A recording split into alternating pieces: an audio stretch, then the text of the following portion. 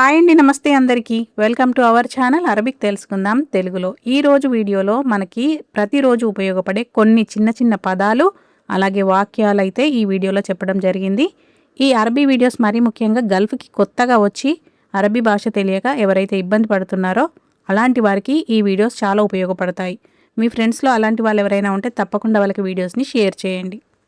చూపించు అని చెప్పడానికి అరబిక్లో వర్రీ వర్రీ అని అంటారు. నాకు చూపించు అనడాన్ని అరబిక్లో వర్రీని అని అంటారు. అంతేగాని వర్రీ అని అనొద్దు, అది రాంగ్ అవుతుంది. వర్రీని అంటే నాకు చూపించు అని అర్థం. అలాగే నాకు ఫోన్ చూపించు అని అరబిక్లో ఎలా అడగాలంటే వర్రీని టెలిఫోన్ అని అంటారు. అంటే నాకు ఫోన్ చూపించు అని అర్థం వస్తుంది.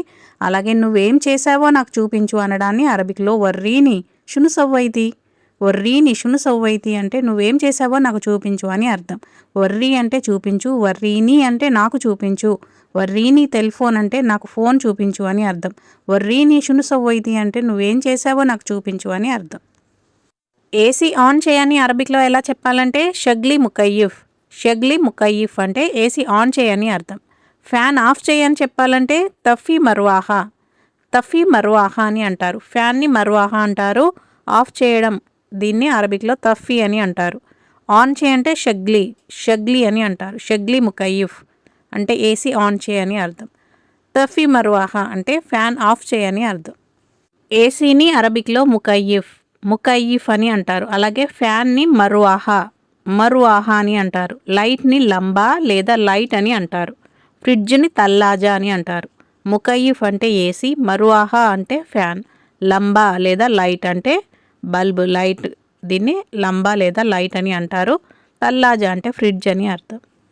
వాషింగ్ మిషన్ నడుస్తోంది అని అరబిక్లో ఎలా చెప్పాలంటే గస్సాల షగ్గాల అని అంటారు. అంటే వాషింగ్ మిషన్ నడుస్తుంది అని అర్థం. వాషింగ్ మిషన్ పని చేయట్లేదు, పాడైంది అని ఎలా చెప్పాలంటే గస్సాల మాతిష్తగల్ ఖర్బాన్ అని అంటారు. అంటే వాషింగ్ మిషన్ పని చేయట్లేదు, పాడైంది అనే అర్థంలో ఇలా చెప్తారు.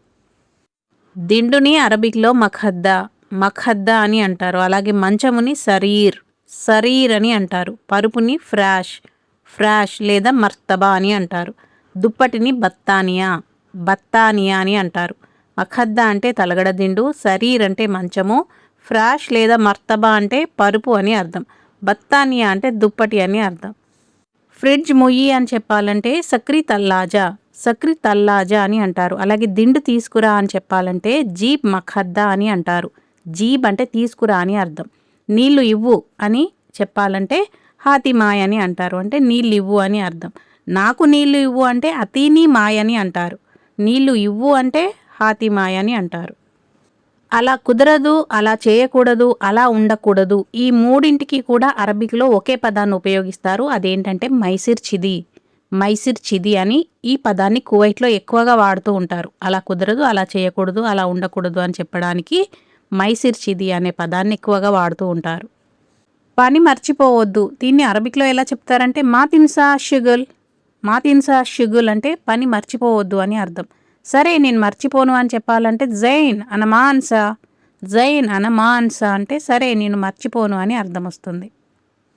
బరువుని అరబిక్లో తగీల్ అని అంటారు. ఇది బరువుగా ఉంది అని అరబిక్లో ఎలా చెప్పాలంటే హాదషై తగీల్ అని అంటారు. లేదా హాద తగీల్ అని అంటారు. హాద ఫీ తగీల్ అని అంటారు. ఎలా చెప్పినా కూడా ఇది బరువుగా ఉంది అనే దానికి సేమ్ అర్థమైతే వస్తుంది. అలాగే తేలికగా ఉండడం, బరువు లేకుండా ఉండడం, దీన్ని కఫీఫ్ అని అంటారు.